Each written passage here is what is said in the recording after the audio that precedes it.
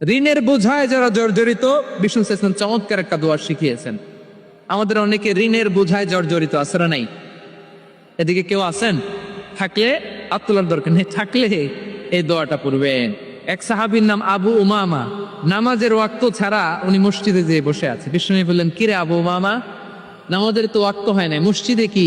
সাহাবী বলে, হুমুমুন লাজিমাতনি ওয়া দুয়ুন, নবী গো, ঋণের বোঝায় এমন টেনশনে আছি, ঘরে থাকতে পারলাম না, মসজিদে চলে আসতে। বিষ্ণু বলেন, আমি কি তোমার এমন একটা দোয়া শিখাবো যেটা বললে আল্লাহ তাআলা তোমার ঋণের বোঝা হালকা করে দিবে? আবু উমামা বললেন, ইয়া রাসূলুল্লাহ, অবশ্যই শিখাবেন। বিষ্ণু বললেন, তাহলে তুমি পড়বা, আল্লাহুম্মা ইন্নী আউযু বিকা মিনাল হাম্মি ওয়াল হাযান ওয়া আউযু বিকা মিনাল জুবনি ওয়াল বুখল ওয়া আউযু বিকা মিন গলাবাতি তাইনি ওয়া কাহরির রিজার। ও আল্লাহ, তোমার কাছ থেকে দুশ্চিন্তা থেকে পানাহ চাই, কৃপণতা, ভীরুতা, অলসতা, কার্পণ্যতা, এই সব কিছু থেকে, মানুষের কঠোরতা, আমার উপর মানুষের আধিপত্য এবং ঋণের বোঝা থেকে পানাহ চাই। এই দোয়াটা যখন বিষ্ণু নবী শিখাই দিলেন, আবু উমামা বারবার এই দোয়া করে।